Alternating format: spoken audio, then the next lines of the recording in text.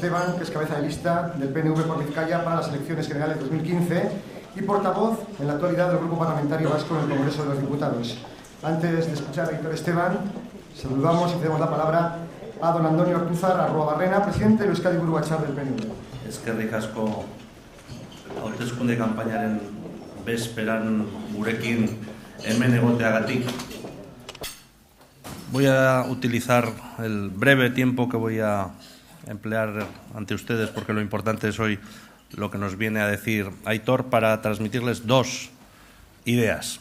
Primero, la idoneidad de las personas del equipo humano que presentamos a estas elecciones como Partido Nacionalista Vasco. Estuve en esta misma tribuna, en este mismo atril, presentando a los entonces 3 candidatos a diputado general y 3 candidatos a alcalde de las capitales, hoy flamantes alcaldes y diputados generales en los 3 territorios, y también hice la misma reflexión, porque seguramente el principal secreto, el principal tesoro que tiene el PNV es su gente, la capacidad que este partido sigue teniendo para comprometer, para atraer, para, ahora que está de moda la palabra, seducir a buena gente, a gente muy preparada, muy comprometida con su país, para dedicarse en unos momentos complicados a la cosa pública, pero que conseguimos que den el paso y que además lo den con la, como decimos nosotros, con la galleta, con nuestro símbolo de EAJ-PNV. Y hoy me toca presentar, además de a un candidato, a un amigo. Es más difícil presentar a los amigos seguramente que a los que no, con los que uno no tiene tanta relación. Aitor y yo somos del mismo año, empezamos juntos en EGI hace muchísimo tiempo, y hemos tenido vidas comprometidas, políticas paralelas a lo largo de este tiempo. Pero Aitor, antes que político, es un jurista, es un doctor en Derecho, especializado en Derecho Constitucional. También sabe mucho de fuero y de derecho vasco. Además de doctor, ha sido y es profesor de la Universidad de Deusto, también de la UPV. Es un experto en Derecho, que eso también le hizo ser letrado de Juntas Generales de Vizcaya. Antes de ser cualquier otra cosa, de ser político, ya tenía su carrera, digo por esto de las puertas giratorias famosas, porque hay gente que las puertas giratorias las coge correctamente, no las coge al revés, ¿verdad? Tiene también sus toques exóticos, a pesar de que un hombre que de ese perfil parecería que tiene que ser muy serio y muy cuadriculado. Luego es experto en cultura indígena de Norteamérica y Mesoamérica. Lo último que puede hacerse es ver una película de vaqueros y indios con él, porque está todo el rato sacando defectos. Ese ha dicho que es un sius, pero va vestido de Arapahoe, y el otro va no sé qué, y los sius no estaban aquí, estaban allá. Pero bueno, y además le gusta el rugby. Pero quitando esas dos cosas exóticas no se le reconocen, solo se le conocen cosas, vamos a decir, peligrosas. Es un seguro para nosotros en Madrid, no para el PNV. Yo creo que es un seguro como país tener a personas como Aitor y al equipo humano que aquí estoy viendo otros candidatos que van a ir con él. Aitor representa, hoy solo puede hablar uno, pero podrían desfilar por aquí cualquiera de los candidatos y candidatas que presentamos al Congreso y al Senado, y verían que están cortados por el mismo patrón.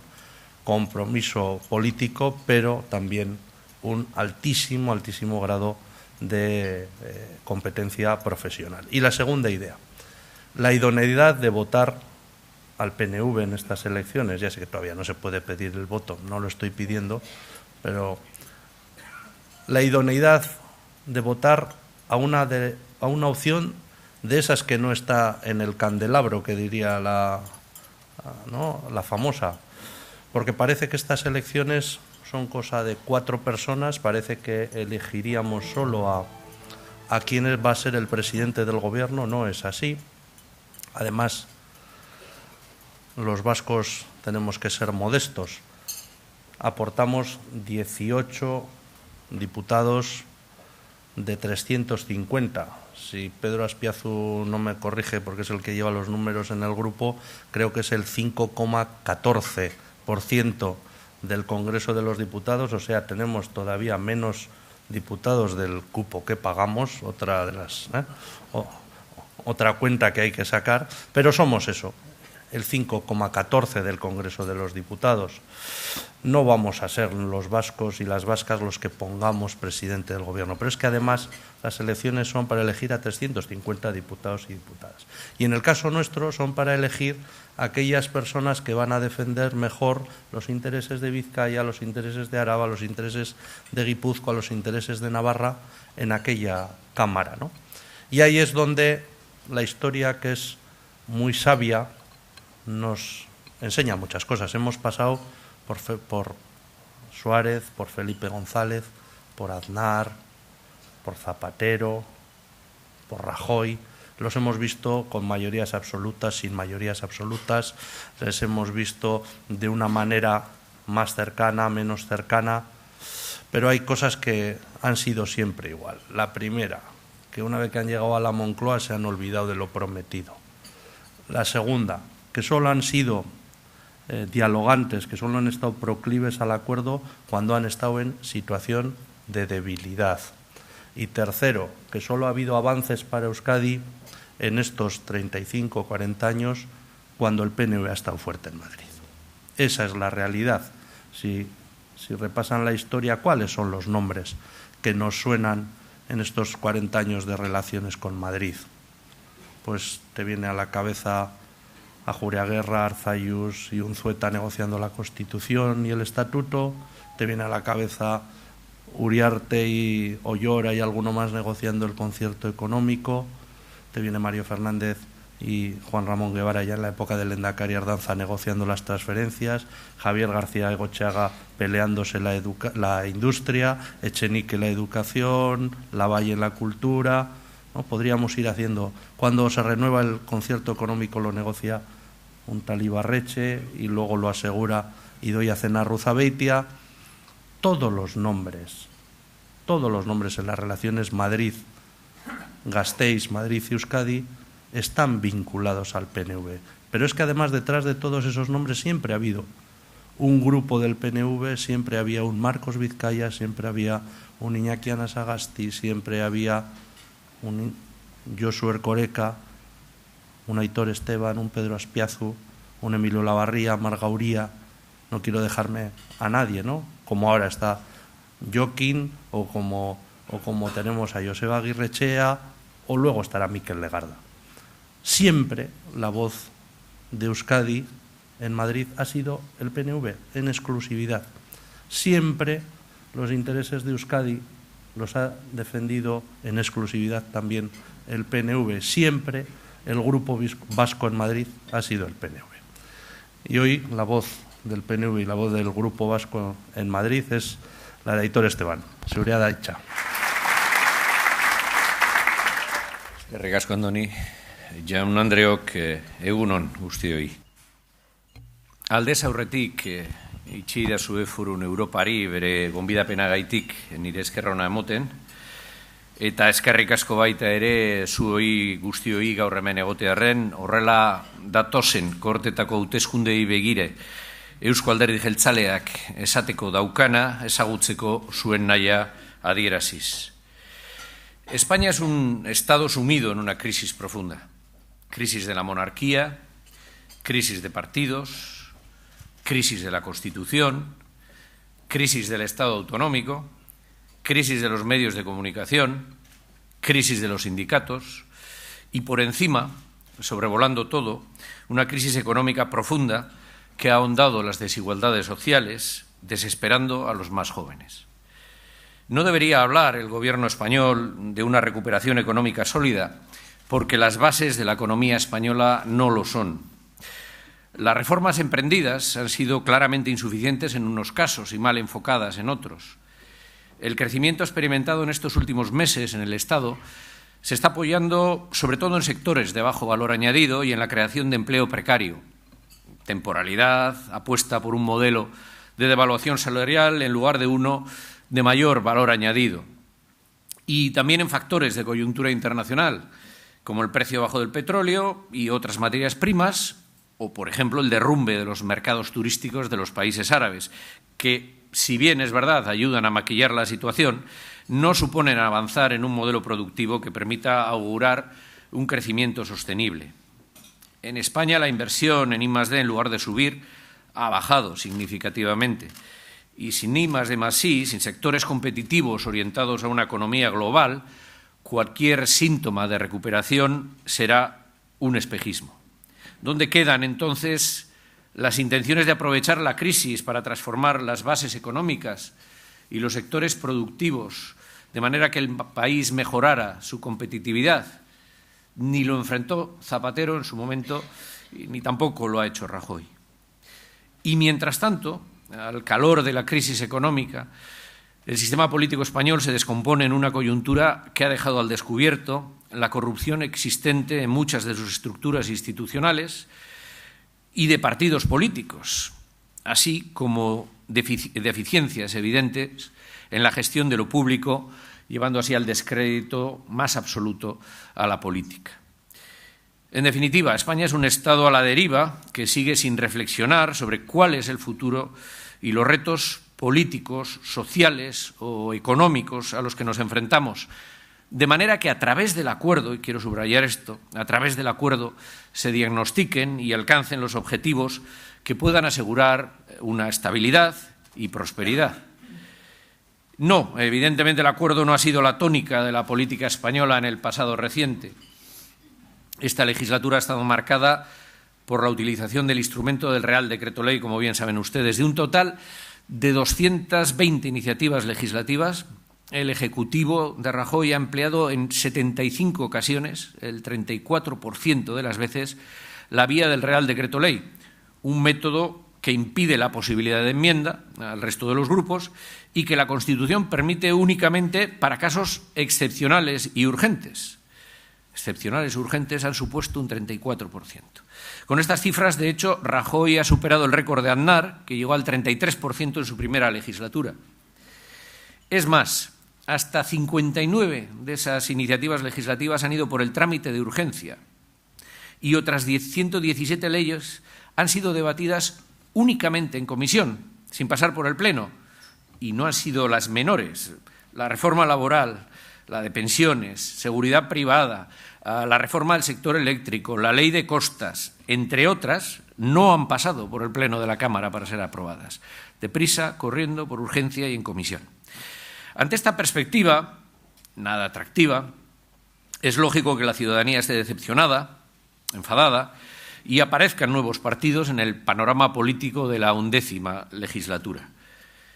El nerviosismo en las filas de los dos grandes partidos españoles es evidente para cualquier observador imparcial que se pasee estos días por Madrid. Sin duda nos encontramos ante unas elecciones que van a resultar trascendentales en el devenir que tomen los acontecimientos en la próxima década. La sensación generalizada es que se ha terminado una etapa, la etapa que, iniciada en la transición, nos ha traído hasta aquí. Y lo más fácil, tentador, a la hora de enfrentar reformas, es echar la culpa a las comunidades autónomas. El sistema autonómico ha sido desacreditado por la gestión en diferentes autonomías de los mismos partidos que ocupan a turnos el Gobierno en Madrid, con las instituciones como centro de la corrupción en algunas comunidades autónomas y endeudadas hasta las cejas. La reforma constitucional exprés del artículo 135 de la Constitución, realizada durante el verano de 2011, ha sido uno de los principales instrumentos utilizados por el Estado para la gestión de la crisis económica e institucional. La sostenibilidad financiera, junto con la idea de simplificación administrativa, han justificado una y otra vez reformas estructurales de muchos sectores para ir consolidando un modelo con cáscara apariencia descentralizada, pero de control centralista, que ha desdibujado totalmente el reparto competencial que preveía el bloque de constitucionalidad. De hecho, muchas comunidades autónomas, cada vez más, se han convertido en meros gestores de la política que diseña y coordina la Administración del Estado, sin que posean prácticamente margen para el desarrollo de sus propias políticas.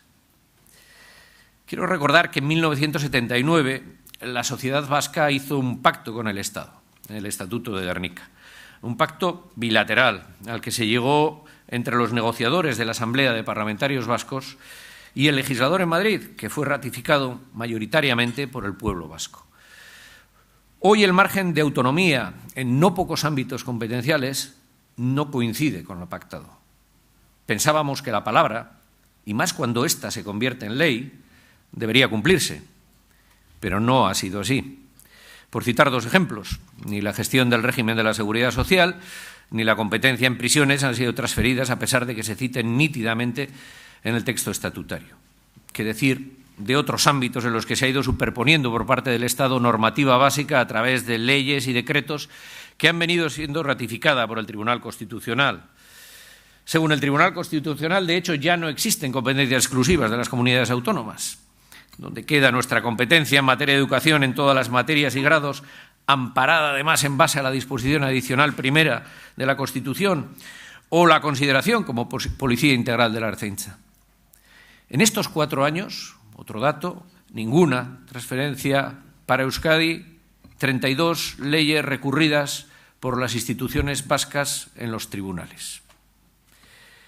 La realidad es que han tenido que ser los grupos parlamentarios del Partido Nacionalista Vasco en el Congreso y el Senado quienes han peleado para que las competencias vascas fueran respetadas.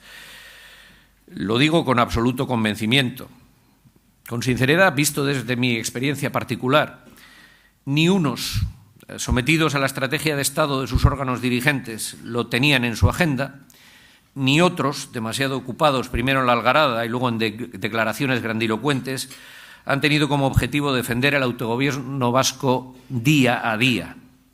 Ha sido el Partido Nacionalista Vasco quien ha llevado la iniciativa y el peso de la defensa de nuestro autogobierno, luchando en cada ley, planteando enmiendas en detalle, formulando alternativas, negociando y finalmente pactando cuando ha sido posible. Es así como se consiguió, ante el vértigo del Partido Popular a la soledad en una materia tan importante como la municipal, que el Gobierno aceptase una redacción de la ley que venía a admitir una esfera propia del ámbito municipal, tanto para la Comunidad Autónoma Vasca como para Navarra, distinto del régimen común. O, por poner otro ejemplo, la rebaja en las tarifas de los peajes eléctricos en Euskadi para mejorar la competitividad, una reclamación histórica del sector industrial vasco. El autogobierno vasco y la gestión institucional del Partido Nacionalista han permitido construir un modelo de servicios públicos que funciona y en el que debemos profundizar, con valores propios que hay que seguir preservando y potenciando, valores compartidos como el trabajo, el esfuerzo, la responsabilidad, la solidaridad, la innovación, la apuesta por la calidad. Son valores propios de una sociedad confiada en ella misma, ganadora, que siempre mira al futuro para consolidar niveles de vida con un umbral básico de dignidad. Vista la experiencia de la última legislatura, corremos un importante riesgo de que se siga utilizando la crisis económica como coartada para recentralizar el poder y hacer tabla rasa del Estado autonómico. Algunas comunidades autónomas y algunos partidos políticos han planteado abiertamente la posibilidad de devolver competencias al Estado. El debate está en los medios de comunicación y sus posiciones cuentan con el aval teórico y doctrinal de los foros de pensamiento que nutren de ideas ese entorno político que va desde el PP a Ciudadanos, sin olvidarnos de otras fuerzas políticas como el Partido Socialista y Podemos. Ni qué decir tiene que el concierto económico corre el riesgo de convertirse en el chivo expiatorio de todos los excesos y corrupciones. Qué fácil e ignorante es tachar de privilegio un instrumento con un riesgo unilateral altísimo, como es el concierto económico, asumido además en un momento de profunda crisis económica como fue la década de los 80 en Euskadi. De una parte, celos, de otra, el paso del tiempo va quitando las vergüenzas y ha hecho que reaparezca la tradición de la España centralista que siempre estuvo ahí, en el subconsciente colectivo de la política española. Y el Partido Nacionalista Vasco se opone frontalmente a que esta tentación recentralizadora afecte a Euskadi. Si algunas comunidades autónomas han desarrollado modelos poco eficientes, deberán asumir las reformas necesarias para seguir prestando los servicios públicos básicos, especialmente en educación o sanidad, para su ciudadanía, sin que se resientan la calidad de los mismos y el criterio de equidad. Pero este no es el caso de Euskadi. que ha conjugado servicios públicos avanzados con excelencia en la gestión y ha aplicado la sostenibilidad como criterio básico de planificación y gestión del sector público. Estabilidad, cercanía y buen hacer. Eso es lo que ofrecemos y lo que está en juego. Porque si estamos convencidos de que la senda que ha tomado Euskadi es la correcta, hay que defenderla, hay que protegerla. Y la defensa efectiva de este autogobierno, que es en definitiva a través del que tenemos los instrumentos necesarios para gestionar nuestro bienestar, solo puede ser llevada a cabo desde el convencimiento y nunca desde la dependencia de centros de decisión extraños al País Vasco. En estas elecciones los vascos, las vascas, no nos jugamos elegir a un presidente, nos jugamos mantener o ampliar nuestro autogobierno. Esto es nuestro bienestar en las próximas décadas. Y eso depende de que haya una representación fuerte en Madrid de parlamentarios cuya misión sea no poner a uno u otro en la presidencia de España y luego hacer durante 4 años lo que éste les diga, sino actuar una y otra vez en todas sus iniciativas y votaciones, teniendo como norte el interés de los ciudadanos que les han elegido únicamente. Insisto, estas elecciones no van de elegir a un presidente, hay algo más en juego. Van de mantener y mejorar nuestro autogobierno y nuestro bienestar. Van de elegir a quien vaya a defender mejor los ataques que se producirán sin duda contra el concierto económico. Va de elegir a quienes sepamos que van a negociar mejor el cupo. Va de elegir a quienes insistan en la finalización de los plazos del tren de alta velocidad. Desde luego, en nuestro programa y para nuestra acción parlamentaria, tenemos muy claro que hoy la mayor preocupación de la ciudadanía sigue siendo el paro. Para generar empleo se necesita una economía competitiva apoyada desde las instituciones. No basta con establecer una política cortoplacista, recaudadora de mayores impuestos para ingresar más, sin fijar una política económica de generación de riqueza sostenible a largo plazo. Euskadi ya ha demostrado que con un modelo sólido de política industrial que trabaje con una visión de largo plazo, alineando adecuadamente a agentes privados y públicos en sus políticas y programas, es posible aumentar los niveles de empleo, riqueza y bienestar. Además, es fundamental defender nuestras competencias en política industrial, en I+D, para poder fijar nuestro propio camino desde nuestras capacidades y fortalezas como país. Los instrumentos del autogobierno vasco y especialmente nuestro sistema de protección social han evitado en gran medida que la situación de recortes en ámbitos sociales, seguida por la política de extrema austeridad del Gobierno, se trasladase a Euskadi. Pero no siempre podremos actuar como dique de contención ante estas situaciones. Es preciso que las políticas económicas y sociales del Gobierno central establezcan como prioridad clara el empleo y la prosperidad de las personas, junto a unas políticas y servicios sociales que palíen las consecuencias negativas de la crisis, reduciendo las desigualdades y que garanticen la cohesión social que es inherente a las sociedades desarrolladas. Intentaremos, asimismo, coadyuvar al surgimiento de un nuevo sistema de relaciones laborales al servicio de la creación y la mejora de la calidad en el empleo y lucharemos acorde a nuestra trayectoria por unas pensiones dignas y viables, convencidos como estamos, además, de la necesidad de un marco propio de relaciones laborales y de que el traspaso de la gestión de las pensiones de Euskadi sería beneficioso para nuestra ciudadanía. La defensa de los derechos y libertades será otra área en la que nuestro grupo parlamentario deberá batirse el cobre en la próxima legislatura. No debemos echar por la borda, en aras de una supuesta seguridad, el acervo de derechos y libertades que los europeos hemos ido construyendo desde hace siglos. Nuestro compromiso en contra de cualquier fenómeno terrorista o violento está fuera de toda duda, pero también lo está nuestro compromiso firme con la libertad y los derechos humanos. En la pasada legislatura, muchas comunidades autónomas conocieron la polémica de privatización de determinados servicios. El Partido Nacionalista Vasco tiene claro su absoluto compromiso con las políticas públicas y muy especialmente con la educación, la sanidad y los servicios sociales como instrumentos fundamentales de desarrollo y cohesión social. Porque el desarrollo sin cohesión no es sostenible, a diferencia de lo que parecen plantear las leyes españolas aprobadas en estos ámbitos, como también es un error dejar estos sectores en manos exclusivas de la iniciativa privada. Permítame que cierre esta intervención con un último asunto, no por ello menos importante en nuestra hoja de ruta.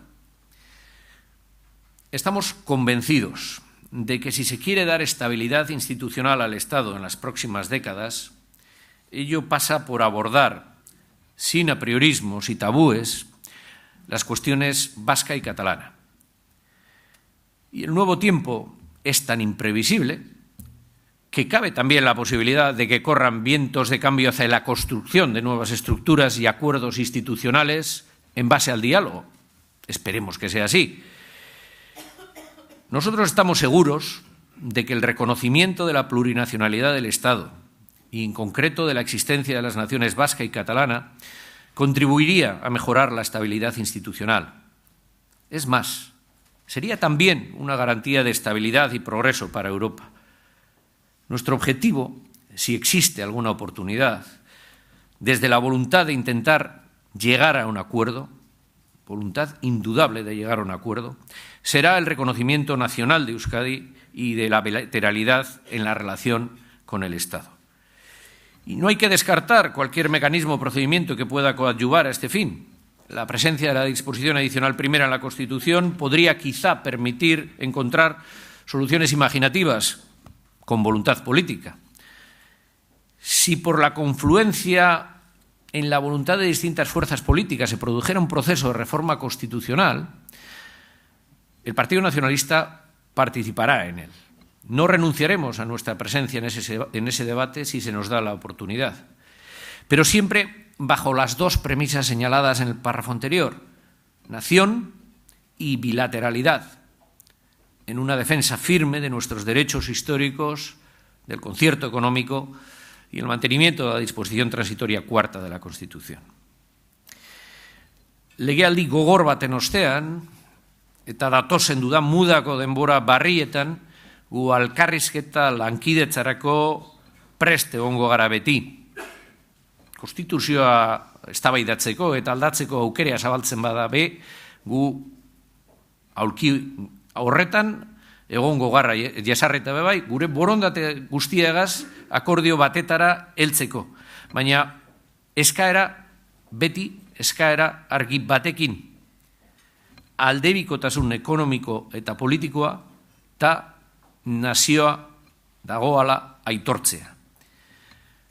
Gure bulegoak zabalik dagoz, beti guztientzat eta euskaldunentzat oroz gain.